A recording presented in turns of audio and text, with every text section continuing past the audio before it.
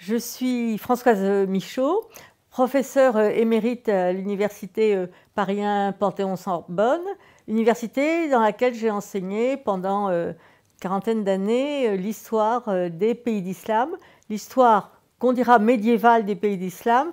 Entendons par médiéval des débuts de l'islam, du VIe siècle jusqu'au 7e, jusqu'au XVe siècle, jusqu'à l'avènement de l'Empire ottoman.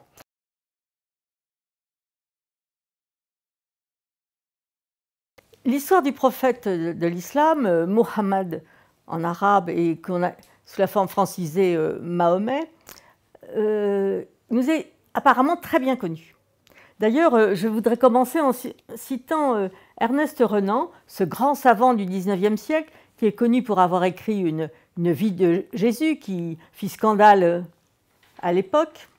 La critique en général doit renoncer à rien savoir de certain sur le caractère et la biographie des fondateurs de religion. Renan pensait notamment à Jésus, mais aussi à Zoroastre et à bien d'autres. Il n'en est point de même pour Mahomet. Sa vie est demeurée une biographie comme une autre, sans miracle, sans exagération. Il est vrai que nous connaissons bien la biographie de Mahomet grâce à cet ouvrage arabe qu'on appelle la Sira. Sira veut dire la vie en arabe, et sous-entendu Sira Nabawiyya ou Sira Nabi, la vie du prophète.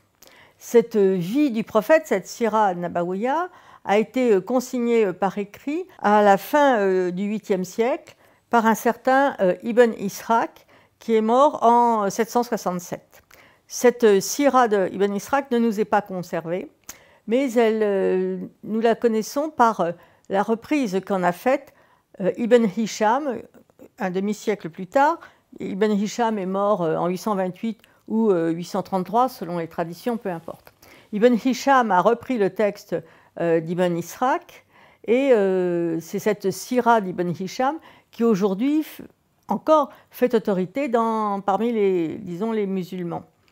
Alors, cette Sira est composée à partir de traditions, donc de récits, qui ont été transmis par la voie orale jusqu'à leur mise par écrit par Ibn Ishaq puis Ibn Hisham.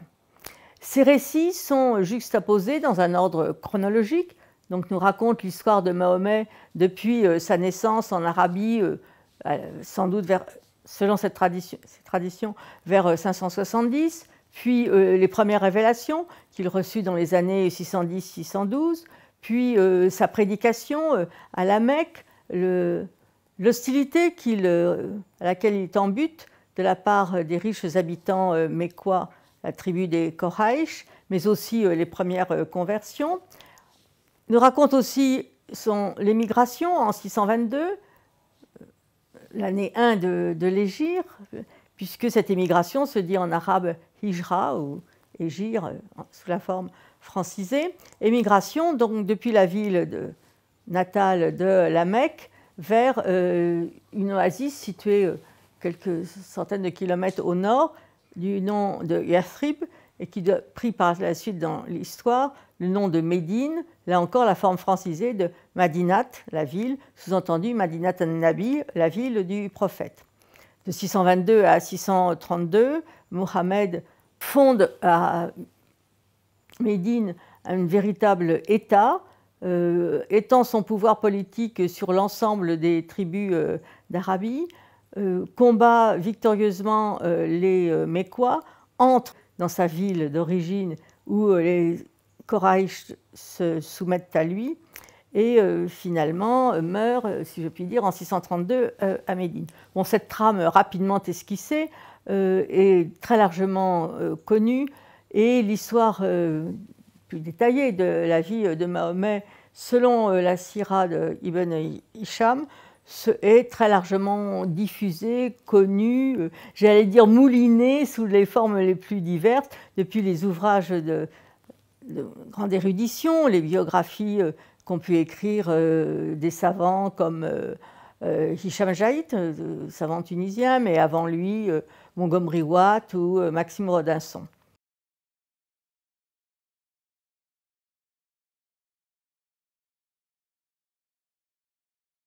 Cette sira pose aux historiens aujourd'hui des problèmes.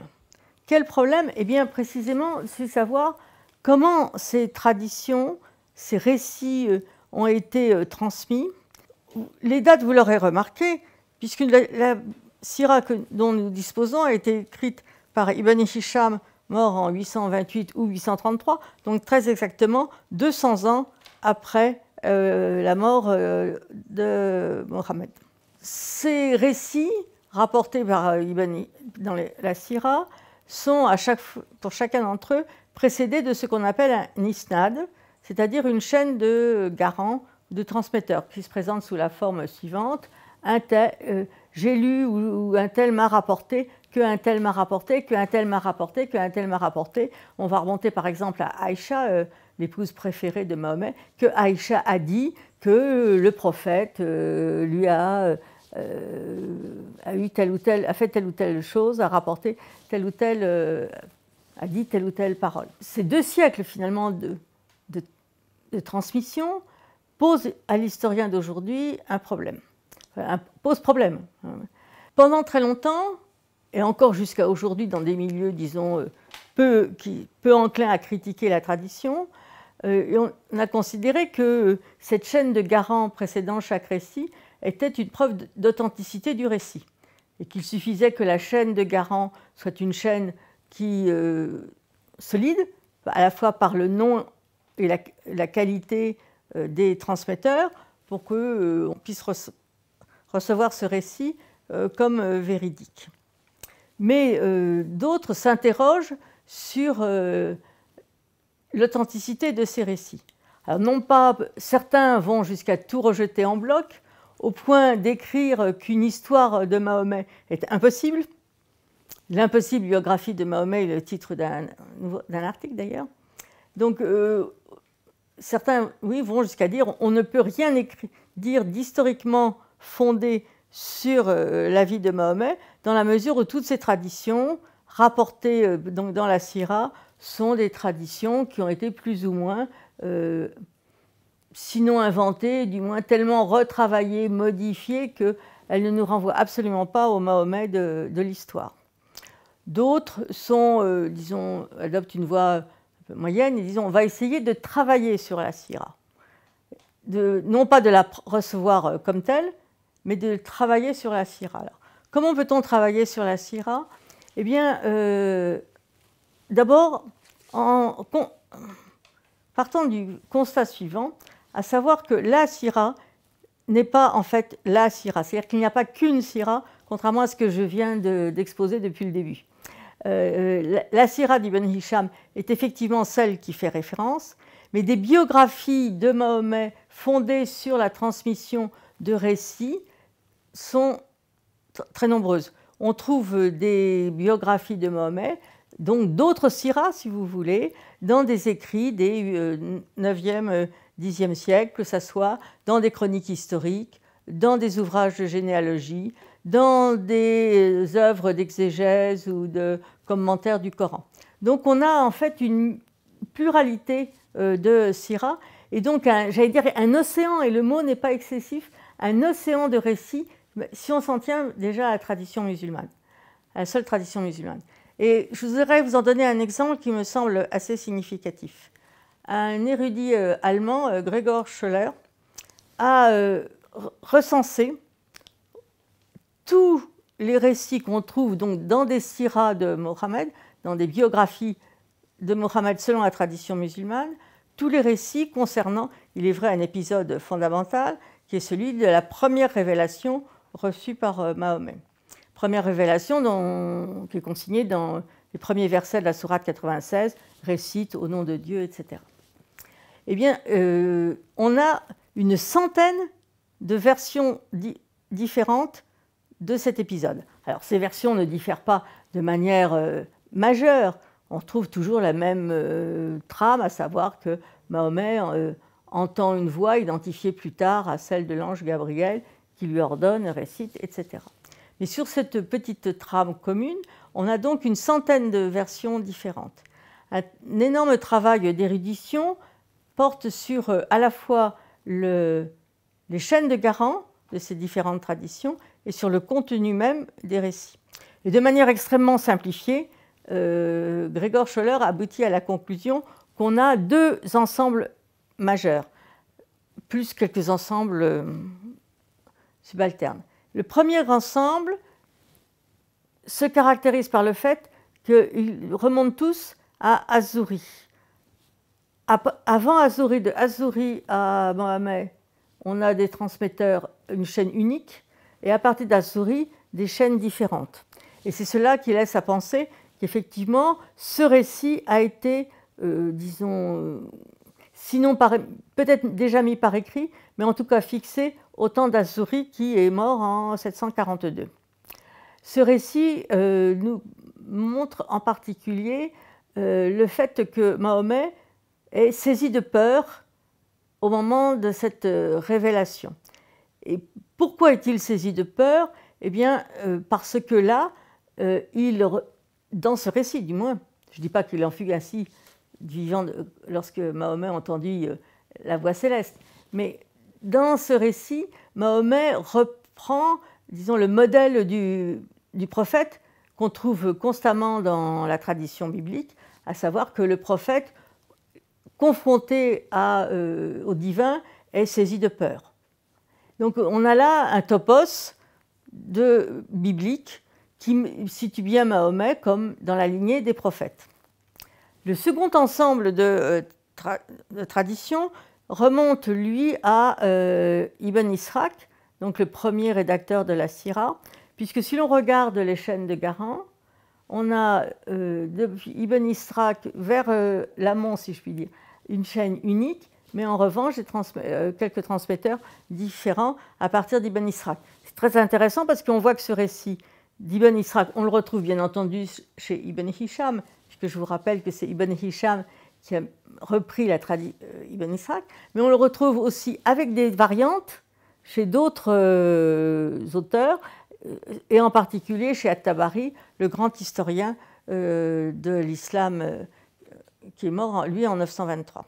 Dans ce second ensemble de récits, Mahomet est toujours saisi de peur, mais alors que dans le premier ensemble, on ne disait pas pourquoi, puisque c'était en fait un topos, on n'a pas besoin de dire pourquoi.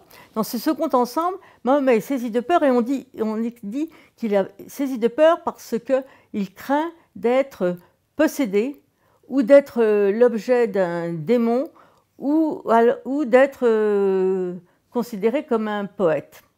Et c'est très intéressant parce que démon, possédé et poète, ce sont précisément trois des accusations que l'on trouve dans le Coran. Trois des détracteurs de Mahomet réfutent l'origine divine de sa prédication et disent, selon les versets, qu'il est d'origine démoniaque ou qu'il est possédé ou qu'il reprend en fait finalement les modalités des poètes. Et qu'est-ce que cela veut dire? Cela veut dire que dans cette sira est reprise pour en fait dans une perspective coranique. Ce qu'un savant a appelé la coranisation, ce qui est un peu de la tradition. C'est-à-dire que pour faire coller, si je puis m'exprimer plus familièrement, pour faire coller la sira à ce qu'on trouve dans le Coran. Donc on voit par cet exemple, longuement travaillé par Scholler, que la sira a été modifiée, travaillée, non pas de manière, j'allais dire, machiavélique, il ne s'agit pas de falsifier des textes, hein, comme on dit parfois qu'un petit point de dénigrement, mais a été travaillée pour, disons, répondre à des objectifs d'ordre exégétique ou théologique. Et toute une partie des traditions qu'on trouve dans la sira relève effectivement de cet objectif, disons, d'expliciter des passages ou des versets peu clairs du Coran. C'est ce qu'on a appelé les asbab an-nuzul, les circonstances de la révélation, c'est-à-dire de faire coller un récit en général d'accoler un récit à un verset du Coran. Bref, La sira, ou les siras, représentent donc un océan de textes sur lesquels on commence seulement à travailler. Parce que pour dépasser la simple lecture d'Ibn Hisham.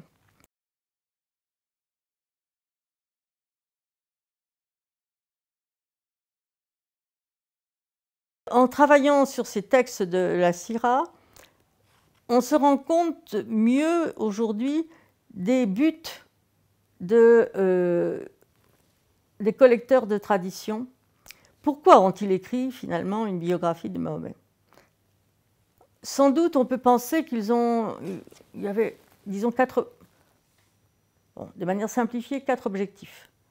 Le premier, je l'ai évoqué déjà, c'est celui de se référer à la vie de Mahomet pour commenter, expliquer, élucider les versets du Coran. Le deuxième but, sans doute, c'était celui de de dresser plutôt un portrait du prophète qui réponde aux objections des Juifs et surtout des chrétiens. Il ne faut pas oublier que cette élaboration de la Sira se fait dans un contexte tout à fait nouveau par rapport au temps de la prédication de Mohammed. Il se fait dans le cadre d'un empire, de l'empire abbasside, à partir de 750, d'un empire, on peut dire, immense, depuis l'océan Atlantique jusqu'à l'Asie centrale, et d'un empire dans lequel les Juifs, mais surtout les chrétiens, sont extrêmement nombreux. Et les chrétiens ne se privent pas de critiquer l'islam, et notamment en critiquant le prophète. Donc le second but, c'est sans doute de faire correspondre l'image du prophète à ce que doit être un prophète biblique, et par là de répondre aux détracteurs, notamment chrétiens. Le troisième but, extrêmement important, et peut-être le plus important si l'on regarde ce qu'est devenu l'islam par la suite et de ce qu'il est encore aujourd'hui, le troisième but, c'était de faire de Mohammed un modèle qui permettrait de préciser ce que doit être la juste conduite du musulman. Car c'était l'élaboration du droit musulman qui codifie l'islam dans ses pratiques, dans ses rites, dans ses obligations, y compris morales, se fait au même moment que l'élaboration de la Sira. Pas venu après, il est venu en même temps. Et donc, par exemple, Malik, qui est connu notamment dans les milieux d'Afrique, du Maghreb, puisque c'est le fondateur de l'un des 4 rites juridiques, vivait à Médine en même temps que Ibn Ishaq. Bon, Malik n'aimait pas ce qu'a écrit Ibn Ishaq, mais ça c'est c'est secondaire. Malik critiquait Ibn Ishaq. Mais ce qui est important, c'est qu'ils sont contemporains. Donc, contrairement à ce que l'on croit parfois, il n'y a pas d'abord la vie de Mahomet et puis ensuite des juristes qui s'appuient sur ce qu'on sait de la vie de Mahomet pour édicter des règles. Non, l'élaboration a été simultanée. Bref, il s'agit d'établir les normes de la pratique musulmane en référence au prophète Mohammed. Et l'on sait, dans toute l'histoire de l'islam, disais-je, jusqu'à aujourd'hui, à quel point il est important pour un musulman de se référer à l'exemple de Mohammed, y compris dans des détails, ce qu'on peut considérer comme des détails, par exemple l'habillement. Sachant que, en fait, ce que nous dit la Sira n'est pas forcément, et n'est même peut-être pas assurément, ce qu'il en était réellement du temps de Mohammed. Mais je dirais aussi, en tant qu'historienne, et même en tant qu'historienne, ce qui est important, c'est peut-être moins de dire que Mohammed s'habillait comme ça ou ne s'habillait pas comme ça. On ne saura jamais comment il s'habillait. Ce qui est important, c'est justement de dire, premièrement, on ne sait pas comment il s'habillait. Et deuxièmement, dans la Sira, on dit un certain nombre de choses relatives à Mohammed. Et c'est ces choses-là qui ont été prises ensuite par les musulmans comme référence, mais qui n'est pas une référence historique. C'est une référence élaborée dans le contexte de l'Empire abbasside par des savants en sciences religieuses, qu'ils soient des transmetteurs de hadiths, qu'ils soient les rédacteurs de la Sira ou qu'ils soient des juristes. Le travail. Alors la quatrième raison est plus facile à cerner. Il y a bien entendu chez le goût de raconter l'histoire de Mohammed et notamment de raconter ses succès militaires. D'ailleurs, les premières formes de Sira s'appelaient, par exemple chez Ibn Ishaq, les Maghazi. Maghazi, d'un mot qui veut dire expédition, expédition de conquête. On retrouve la même racine que dans le razzia, hein. Donc les Maghazi, c'était déjà un genre littéraire en usage dans l'Arabie pré-islamique, c'est-à-dire le récit des hauts faits des tribus, et ce qui est devenu donc les Maghazi du temps du prophète, les hauts faits de Mohammed, en termes notamment dans sa lutte notamment contre les Mécois, et ensuite les hauts faits des premiers successeurs de Mohammed lors des conquêtes. Donc il y a un certain goût, j'allais dire, tout à fait naturel hein, pour l'épopée, parce que ce fut une véritable épopée de Mohammed.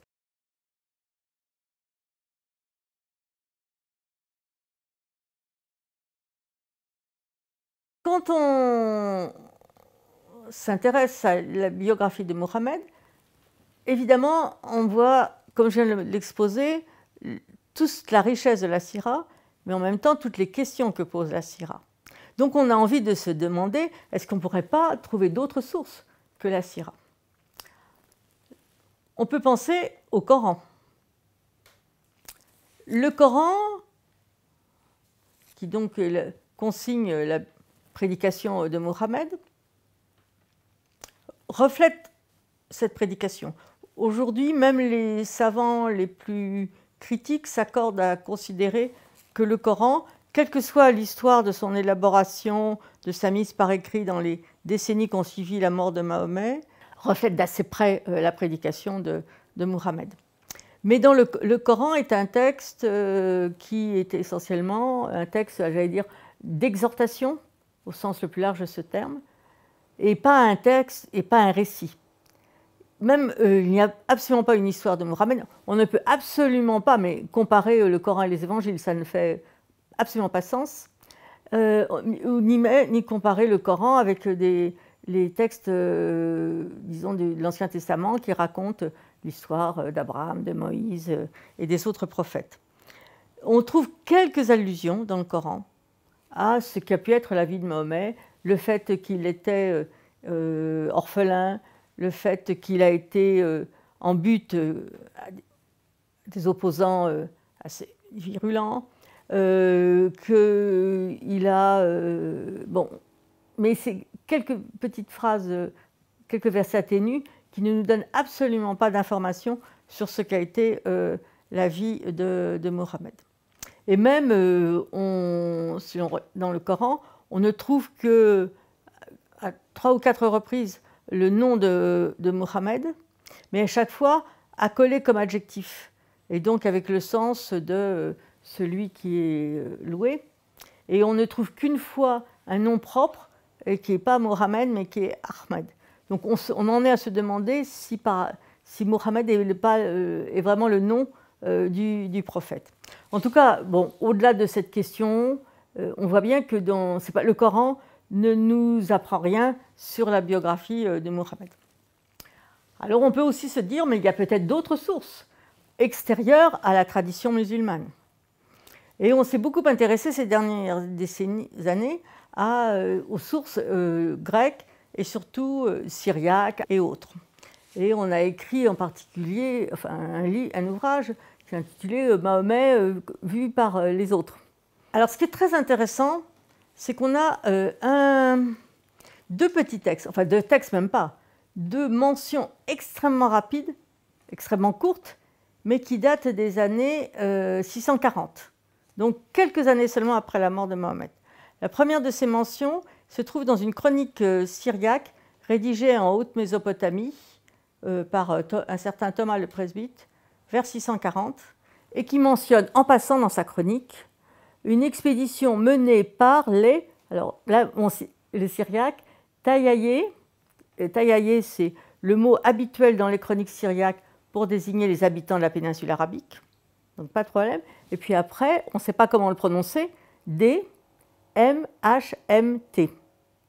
Donc évidemment, on a tout lieu de penser qu'il s'agit de celui qu'on appelle Mahomet. Et cette expédition avait pour but la ville de Gaza en 634. Et à peu près dans les mêmes années, donc vers 640, à l'autre bout du monde méditerranéen, à Carthage, un polémiste chrétien écrit un pamphlet contre les Juifs sous le nom de Doctrina Jacobi et mentionne une expédition menée par des Saracènes sous la direction de leur prophète. Saracènes, c'est nos Sarrasins, hein, c'est aussi un mot qu'on trouve très couramment dans les textes, cette fois grecs, pour désigner les habitants de la péninsule arabique. Et d'un prophète, il n'y a pas de nom, mais il y a un prophète. Donc on a là des preuves indiscutables, me semble-t-il, de l'historicité de Mahomet. Et c'est tout à fait, je trouve, fascinant. Mais cela ne nous apprend rien sur Mahomet. Même pire, ces deux textes laissent à penser que Mahomet était présent à l'expédition de Gaza. La présentation la plus ancienne de Mahomet dans une source extérieure à l'islam se trouve sous la plume d'un chroniqueur arménien qu'on a longtemps identifié à un certain Sébéos, mais maintenant ce texte est considéré comme anonyme, peu importe. Il a été rédigé en tout cas vers 660. Et lorsque l'auteur s'apprête à évoquer les conquêtes, et notamment la conquête de l'Arménie par les troupes venues d'Arabie, il glisse une vingtaine de lignes sur le prophète Mohammed, en nous disant que parmi les fils d'Ismaël, qui est évidemment une référence biblique évidente, a surgi un marchand du nom de Mahomet qui appelait ses concitoyens à croire dans le Dieu d'Abraham et par ailleurs connaissait fort bien la législation de Moïse. Alors, les hommes renoncèrent alors, toujours selon Sébéos, à leurs pratiques idolâtriques et Mohammed leur ordonna de ne pas manger d'animaux morts, de ne pas boire de vin et de renoncer à la fornication. Mohammed, par ailleurs, les exhorta à conquérir la terre que Abraham leur avait promise. Alors, ces lignes sont extrêmement intéressantes, mais restent très ténues et ne se peuvent absolument pas être mises en balance avec l'exubérante biographie traditionnelle. Mais ces textes du 7e siècle montrent assurément donc l'historicité de Mahomet. Alors, en dehors de la sira ou des siras de la tradition musulmane, des allusions très ténues du Coran et de ces mentions dans les sources, elles, contemporaines du 7e siècle, nous n'avons rien d'autre pour bâtir une biographie de Mohammed. Ce qui nous conduit, je dis nous historiens, à considérer qu'il y a en quelque sorte deux Mahomet, si je force un peu le trait. Le Mahomet de l'histoire qui a vécu en Arabie au 7e siècle et dont nous ne connaissons que très peu de choses de manière certaine. Et d'autre part, le Mahomet élaboré par la tradition musulmane dans un contexte tout autre que celui de l'Empire abbasside au IXe siècle. Ce qui conduit encore un chercheur allemand, à écrire une biographie de Mohammed dans laquelle il juxtapose ou oppose même ce Mahomet de l'histoire et ce Mahomet de la tradition. Et le livre a été traduit en français sous un titre un peu polémique, Mahomet, histoire d'un arabe, invention d'un prophète.